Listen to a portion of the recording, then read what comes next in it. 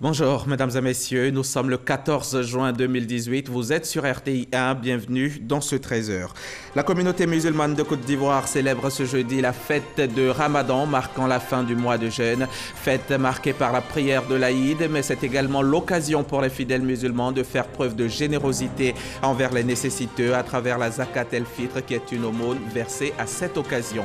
Dans ce 13h, nous évoquerons le vaccin anti-rotavirus, vaccin contre la diarrhée destiné aux enfants de 0 à moins de 5 ans. Quel est son impact? Pour le savoir, l'OMS a organisé hier mercredi ici à Abidjan un atelier auquel nous avons assisté. Le compte-rendu d'Ami Sissoko dans 15 minutes.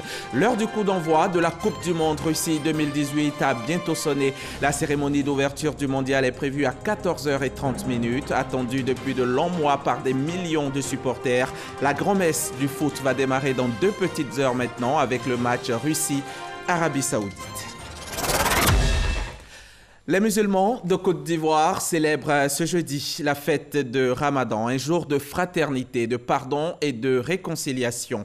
Pour les fidèles, l'Aïd el-Fitr est une journée de fête pendant laquelle, après le mois de Ramadan, plus d'1 milliard de musulmans sur la planète prennent du temps en famille et entre amis. Mais avant, il fallait d'abord s'acquitter de la prière rituelle. La célébration officielle de la prière Aïd a eu lieu à la grande mosquée de la Riviera Golfe en présence du Premier ministre et d'autres membres du gouvernement. Parga Sorokone y était aussi pour son reportage. Grande mosquée de la Riviera Golfe dans la commune de Cocody. Guides religieux, prédicateurs, autorités et fidèles musulmans ont préparé à la prière de l'Aïd el-Fitr. Prière officiée par l'imam Traoré Mamadou, imam principal de la mosquée de la Riviera Golfe. Dans son sermon, l'imam a exhorté l'ensemble de la communauté musulmane pour les prochaines élections à multiplier prières et adorations pour la paix, la cohésion et la stabilité en Côte d'Ivoire. Les valeurs que le jeûne de Ramadan nous a enseignées, on a pratiqué pendant le mois de Ramadan, on doit le pratiquer tout le temps. Et ceci est extrêmement important, d'autant plus que nous avons besoin de ces valeurs-là pour que l'unité, la cohésion sociale que nous recherchons s'établisse. Le message de l'imam soutenu par membres du gouvernement, fidèles musulmans, mais surtout par le Premier ministre Amadou Gon Coulibaly. Je voudrais saluer les guides religieux au nom du président de la République pour leur action et leur message de paix traduit quotidiennement à l'endroit de nos compatriotes. Et saluer l'imam Elhadji Traoré Mamadou tout à l'heure pour son sermon qui va encore une fois dans le sens de la paix dans notre pays, de la concorde entre les Ivoiriens. Le Premier ministre a également invité les fidèles à prôner les vraies valeurs de l'islam, la tolérance, la solidarité, l'entraide et l'amour. Invocation et bénédiction ont également marqué la prière de l'Aïd el-Fitr qui marque la fin du mois de Ramadan. La prière de la fête de Ramadan à la grande mosquée de la Riviera Golfe a vu la participation des guides des autres confessions religieuses et des chefs traditionnels du district d'Abidjan. Et la prière de Ramadan, vous l'avez vu, a été célébrée à la Riviera Golfe, mais pas seulement. Les musulmans de Côte d'Ivoire ont investi les mosquées et autres lieux de prière. Nos reporters également étaient sur le terrain. On commence cette série spéciale prière de Ramadan avec Franck Quadio qui était à Trècheville. Trècheville, grande mosquée de l'avenue 8, des fidèles arrivent par petits groupes pour la prière. C'est la fin du mois de jeûne du Ramadan, le mois de Saoum. C'est un mois de piété, d'adoration et de partage. L'Aïd el-Fitr, jour particulier, les 2 rakats, puis le sermon dit par le cheikh Bakary Kouyaté, qui a exhorté au renouvellement de la foi. Dans la même veine, la grande mosquée Salam du plateau. Voilà que le mois est fini. Dieu, il est éternel, il ne meurt pas. Alors il faut continuer à l'adorer comme cela se doit et il faut continuer d'être bienveillant envers ses semblables. Un message bien perçu par fidèles musulmans, mais aussi par autorités municipales venues soutenir la communauté. Je remercie Dieu. Vraiment, en plus Dieu n'a qu'à accepter toutes les prières qu'on a fait. Ce que l'imam a dit, surtout l'union entre nous et la solidarité, surtout le bienfait. Ce jour béni du Ramadan,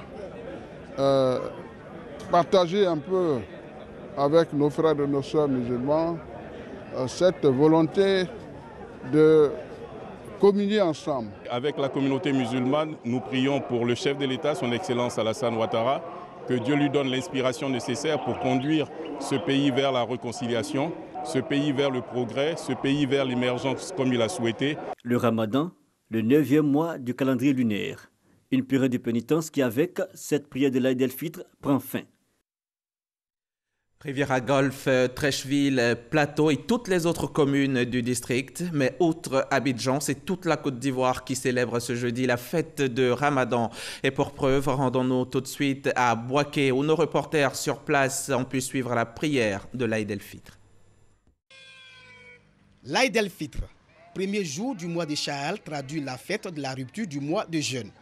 À Bouaké, c'est la grande mosquée d'Ougouba qui a abrité la prière officielle. Après les 2 rakats recommandés par les prescriptions islamiques, l'imam Touré Badjawari a fait le traditionnel sermon. En ce jour de fraternité, de pardon et de réconciliation, le grand imam de Bouaké a exhorté les musulmans à vivre tout le reste de l'année comme cela a été pendant les 29 jours du jeûne. À savoir mettre en avant la solidarité, le pardon, la crainte de Dieu et le don de soi pour un monde uni.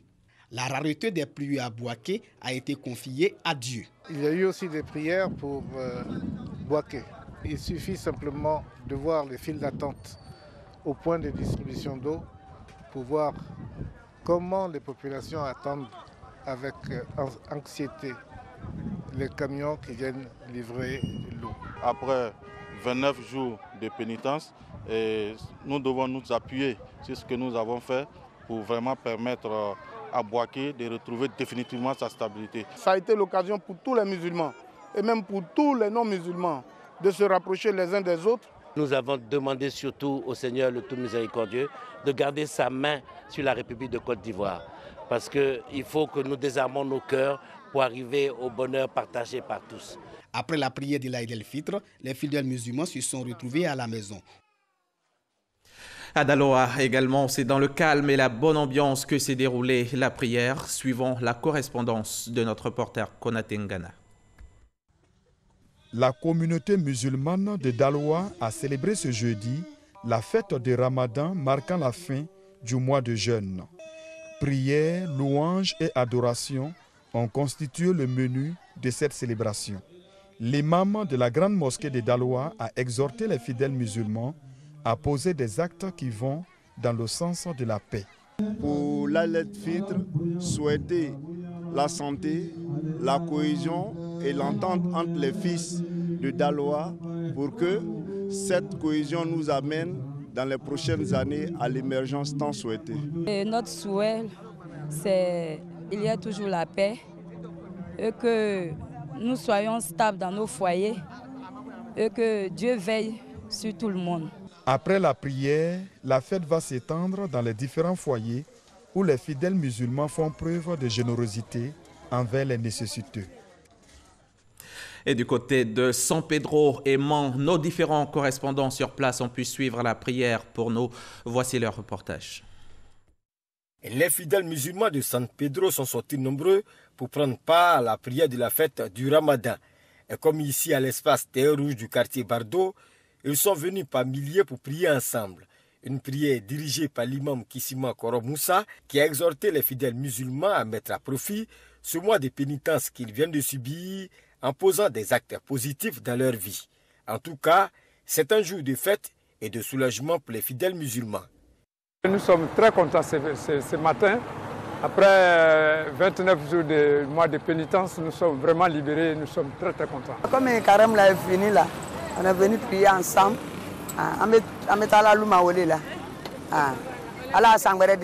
Un jour férié beaucoup ressenti ici à San Pedro avec la rareté des taxis communaux. Les musulmans de la Côte d'Ivoire célèbrent ce jeudi 14 juin la fête de l'Aïd el-Fitr, marquant la fin du carême musulman. Tôt le matin, les fidèles musulmans de Mans ont pris d'assaut la place de la paix, transformée pour l'occasion en un géant lieu de culte. Les 2 rakats de la prière sont dirigés par El Hadj Fofana Aboubakar, imam principal de la grande mosquée de Mans. Dans son sermon, il a exhorté les musulmans à préserver les acquis du mois béni de Ramadan, à cultiver les valeurs de solidarité et de partage, surtout envers les plus démunis. Un grand moment pour la communauté musulmane de Mans, soutenue par les autorités administratives, coutumières, les élus et les membres des autres confessions religieuses. La fête de Ramadan, c'est donc aujourd'hui, mais les musulmans préparent déjà le Hajj 2018. Le premier départ pour le pèlerinage est d'ailleurs prévu pour le 26 juillet prochain. L'innovation cette année, c'est une nouvelle mesure qui s'impose aux candidats au pèlerinage à la Mecque. C'est l'empreinte digitale, désormais obligatoire pour faire partie du voyage en Terre Sainte. C'est le commissaire du Hajj qui l'a annoncé hier au cours d'une conférence de presse. Ces propos ont été recueillis par Pargasso Rokone. Siège du commissariat du Hajj dans la commune de Cocody. À l'intérieur de la salle de conférence, les journalistes réunis autour du commissaire du Hajj, l'imam Bachi Ouattara. Au centre des discussions, la nouvelle mesure prise par les autorités saoudiennes pour le pèlerinage à la Mecque, édition 2018. Il s'agit de la prise des empreintes digitales des candidats au Hajj 2018, une exigence des autorités saoudiennes pour tous les candidats au Hajj 2018. Pour avoir le visa, il faut forcément passer par là. Pour le premier responsable du Hajj, cette nouvelle opération va faciliter aux pèlerins ivoiriens l'entrée sur le territoire saoudien. Si on fait ce premier enrôlement, dès que le pèlerin arrive en Arabie Saoudite, il dépose son index, automatiquement toutes ces informations apparaissent. En moins de 5 minutes, les gens vont passer, ça va faciliter le travail. Au cours de cette conférence, l'imam Bachi Ouattara a annoncé que les candidats au Hajj 2018 seront convoqués selon le calendrier suivant. Du 16 au 30 juin 2018, les pèlerins des communes du district d'Abidjan. Du 2 au 12 juillet 2018, ceux de l'intérieur du pays. Objectif, prendre l'empreinte digitale de tous les candidats au Hajj en vue de respecter et mettre en pratique la décision prise par les autorités de l'Arabie Saoudite. Selon les responsables du commissariat du Hajj, le premier départ en Terre Sainte d'Arabie Saoudite aura lieu le jeudi 26 juillet 2018. Le Ramadan, le Hajj, des moments heureux de fête et de prière auxquels ne pourront pas prendre ces musulmans de Yamoussoukro. Hier mercredi, un immeuble de 4 étages en construction au quartier millionnaire de Yamoussoukro s'est effondré et en s'effondrant, il a englouti la trentaine d'ouvriers sur le chantier. 2 personnes ont été retrouvées mortes et les opérations de secours après une brève interruption de quelques heures ont repris à 9 h ce matin. Les blessés, une douzaine au total, sont actuellement pris en charge au CHR à Yamoussoukro, le centre hospitalier régional. Le reportage de Kader dans nos éditions du soir. Mais nous avons pu joindre le maire Jean Nyangbe Kwaku, maire donc de Yamoussoukro, qui est en ligne avec nous. Bonjour monsieur le maire. Alors, dites-nous... Sur le terrain actuellement, il y a les forces de l'ordre d'une part pour sécuriser les lieux, la police, la gendarmerie. Ensuite, il y a les sapeurs-pompiers qui sont également sur le terrain pour évacuer des victimes à l'hôpital.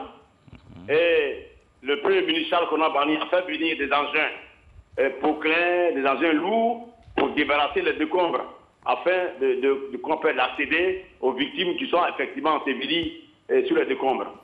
Il y a également la jeunesse de Yamoussoukro qui s'est organisée bénévolement pour venir donc débarrasser à la main les gravats. Il y a 12 blessés et 2 morts. Et là, monsieur le maire, vous nous disiez, là, comment sont organisés les secours. Mais maintenant, monsieur le maire, on sait que ce bâtiment, ce réceptif hôtelier en construction ne respectait pas certaines normes. Et pourtant, la construction se poursuivait. Et vous le saviez, d'après nos informations. Comment cela se fait-il? Pourquoi les travaux se sont, par exemple, poursuivis malgré votre intervention? Il y a une brigade, disons, de surveillance du territoire communal qui sillonne toutes les semaines la ville. Et ce bâtiment-là avait été donc relevé comme, disons, dans des infractions. Et on a convoqué le responsable des travaux pour qu'il vienne à la mairie. Il n'est pas venu et une semaine plus tard, ils sont venus mettre sur les murs du bâtiment arrêt travaux. Arrêt travaux, ils ne sont pas venus. Et la troisième action que nous avons mis, c'est à détruire, comme vous savez, à détruire. Mais ces gens-là, quand vous êtes devant eux, ils disent, ah non, patron, on va le faire. Et ils arrêtent les travaux devant vous. Mais les lendemain, ils vous prennent. Nous sommes même déplacés pour aller leur dire d'arrêter les travaux. Dans la journée, vous ne les voyez pas, mais la nuit, à partir de 18 h, bon, et quand vous revenez 2 ou 3 jours plus tard, vous voyez qu'il y a encore ce qu'on s'appelle une élévation. Voilà la réalité. Merci à vous, monsieur le maire, pour toutes ces précisions. Quel est l'impact du vaccin anti-rotavirus? Ce vaccin contre la diarrhée destiné aux enfants de 0 à moins de 5 ans. C'est une préoccupation de l'OMS qui a organisé hier 13 juin, ici à Abidjan, un atelier qui avait aussi pour objectif d'inciter le maximum de pays à utiliser ce vaccin afin de faire baisser le taux de mortalité infantile. L'atelier a réuni 14 pays africains, dont bien sûr la Côte d'Ivoire. Ami Sissoko. 215 000, c'est le nombre d'enfants de 0 à moins de 5 ans qui décèdent de la diarrhée chaque année dans le monde. Selon l'OMS qui donne ces chiffres, ces décès interviennent pour plus de la moitié en Afrique subsaharienne du fait du rotavirus. Le virus est à la base de 38% des cas de maladies diarrhéiques des enfants en Côte d'Ivoire. En 2009, pour protéger les enfants, l'OMS introduit donc le vaccin contre la diarrhée, l'antirotavirus, en Afrique. C'est un virus qu'on peut contracter parce qu'on a les mains sales. Il n'y a pas de thérapeutique en tant que tel. Vous allez prendre des antibiotiques, mais l'enfant va continuer à faire la diarrhée. C'est pourquoi il est recommandé de donner le vaccin qui va protéger les enfants contre cette affection. 12 pays en Afrique sur 32 utilisent déjà le vaccin anti-rotavirus, dont la Côte d'Ivoire. Aujourd'hui, l'heure est au partage d'expériences sur l'impact, l'efficacité et l'innocuité de ce vaccin. 14 pays, entre autres, la Côte d'Ivoire, le Mozambique, le Nigeria, le Rwanda et le Bénin sont réunis à cet effet. Le vaccin anti-rotavirus en Afrique pose toujours des problèmes parce que nous avons beaucoup de choses qui circulent. Nous avons des infections avec les sources animales, nous avons la malnutrition. Donc il y a un ensemble de données qui fait que le vaccin n'est pas aussi, je ne dirais pas efficace, mais ne rencontre pas les mêmes problèmes que dans les pays européens. Donc c'est pourquoi chaque fois il faut discuter pour voir qu'est-ce qu'il faut faire pour améliorer en fait le vaccin.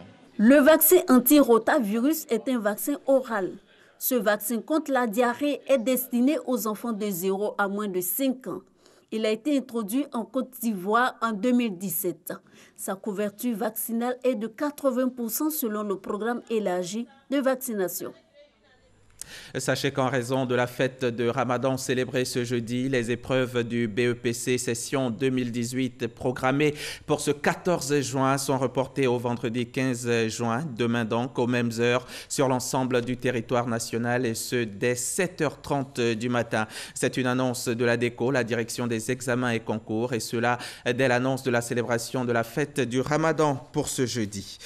Le Bénin traîne la triste réputation du phénomène de ce qu'on appelle les vidomégons en langue fon ou communément des enfants placés en français. Jadis, il était de coutume que les familles nantis prennent en charge des enfants de leurs parents afin de s'occuper de leur donner une bonne éducation et une formation pour la vie socio-professionnelle. Le phénomène des vidomégons a commencé à défrayer la chronique avec son corollaire de maltraitance. La tradition béninoise de placer des enfants dans des familles d'accueil pour leur donner une meilleure éducation s'est transformée en esclavage moderne. Vidomégon, les enfants esclaves du Bénin, c'est un grand reportage signé Salimatou Dia et Christelle Trazier-Menant. Les jours se ressemblent pour Pélagie. Tous les matins, elle arpente les ruelles du marché d'Antopa de Cotonou à la recherche d'une clientèle pour écouler sa marchandise. Un commerce qu'elle exerce pour sa tutrice depuis l'âge de 7 ans. Épuisée, Pélagie se réfugie à la baraque, un centre d'accueil où elle se sent en sécurité. Je vis avec elle depuis l'âge de 11 ans. Je travaille du matin au soir. Elle me menace si je n'écoute pas sa marchandise et me bat si je ne rembourse pas le manque à gagner.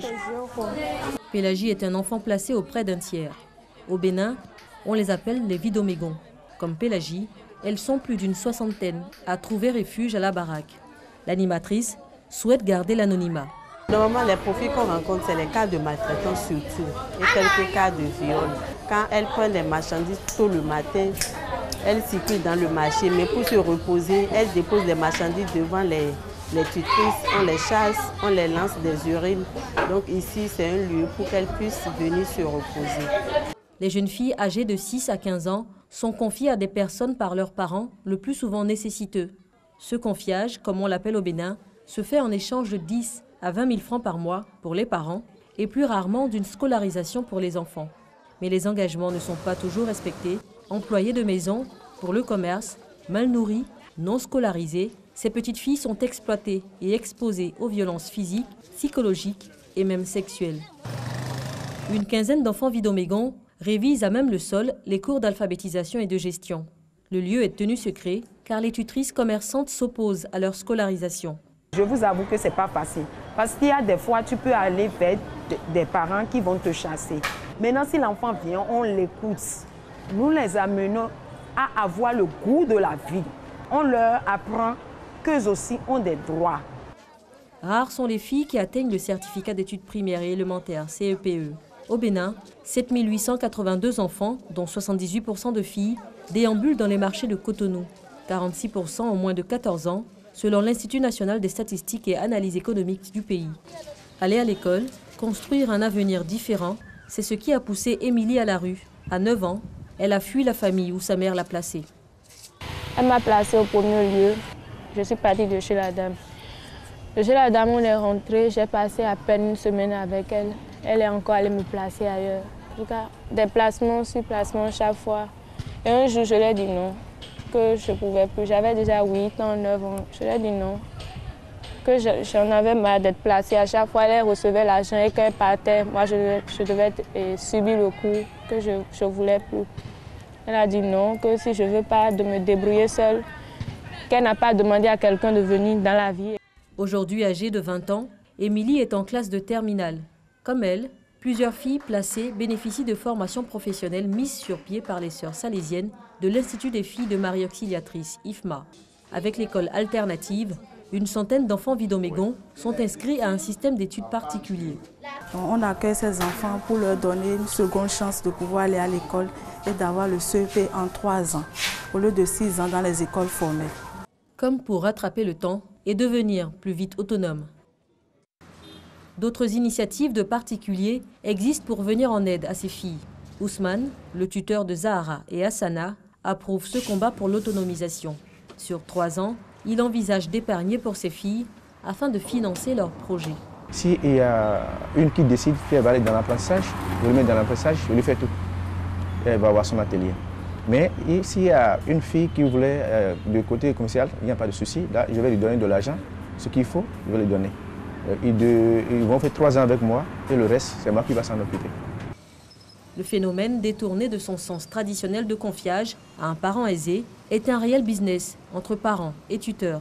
Cette déviance traverse les frontières. Certains n'hésitent pas à céder leur progéniture à des intermédiaires qui les conduisent clandestinement dans des pays tels que le Nigeria, le Togo, le Gabon, le Congo-Brazzaville et même les Émirats arabes unis. Un réel trafic transfrontalier. Selon une étude réalisée en 2008, 40 000 enfants sont victimes de cette traite. Les chiffres interpellent les autorités et la situation inquiète l'UNICEF. Nous avons appuyé la Direction générale du travail pour l'élaboration d'une charte qui est assortie d'un protocole d'accord avec un plan d'action pour que les enfants ne soient pas exploités dans ces marchés. Le code de l'enfant prévoit des sanctions et ça va de simples amendes jusqu'à des peines de prison selon la gravité de la situation. Selon les accords que nous avons avec chaque pays, nous réussissons à faire revenir les enfants, à les réintégrer dans leur famille. Pour l'heure, la pratique reste une triste réalité et un cauchemar pour des milliers d'enfants africains. Pélagie, Émilie, Zahara et Hassana sont des noms empruntés afin de préserver leur identité. C'était un dossier de Salima Toudia et Christelle Trazier-Menant. La Côte d'Ivoire est de moins en moins corrompue. C'est l'ONG Transparency International qui le dit. Selon l'ONG International, le pays vient de faire un bond en avant en passant de la 115e à la 107e place sur 168 pays dans l'indice de perception de la corruption 2015. Les autorités ivoiriennes accentuent tout de même la lutte contre la corruption. Et pour mieux s'attaquer au fléau, la haute autorité pour la bonne gouvernance a diligenté une étude afin de se doter d'une cartographie de la corruption. Notre reporter Sidonie Davila était à la cérémonie de lancement de cette étude exploratoire sur les procédures et normes en vigueur dans les administrations publiques. Son reportage. La Haute Autorité pour la bonne gouvernance veut prendre des mesures concrètes pour freiner la corruption en Côte d'Ivoire. pour comprendre et expliquer les facteurs qui interviennent dans les pratiques de corruption et qui sont plus aptes à justifier sa généralisation et sa banalisation. L'institution veut déjà se doter d'une cartographie du fléau dans le pays. Il s'agit pour nous, par rapport au fléau de la corruption, d'avoir une maîtrise en termes de connaissance de ce phénomène-là, comment ça se manifeste et puis quelles sont les conséquences. Et une fois que vous avez une bonne compréhension de ces différents aspects, vous pouvez adapter vos moyens de prévention et même de lutte contre ce fléau-là. Dans son action, la Haute Autorité pour la bonne gouvernance est accompagnée par l'Institut national de la statistique, dont l'expertise sollicitée a un intérêt particulier. Les différentes phases de l'étude, vous avez d'abord la phase exploratoire qui est, je dirais, la phase primordiale, parce qu'il faut d'abord prendre contact avec ces administrations, leur exposer d'abord les objectifs de l'étude et aussi qu'eux ils adhèrent et en même temps aussi qu'ils vous donnent un certain nombre de documents.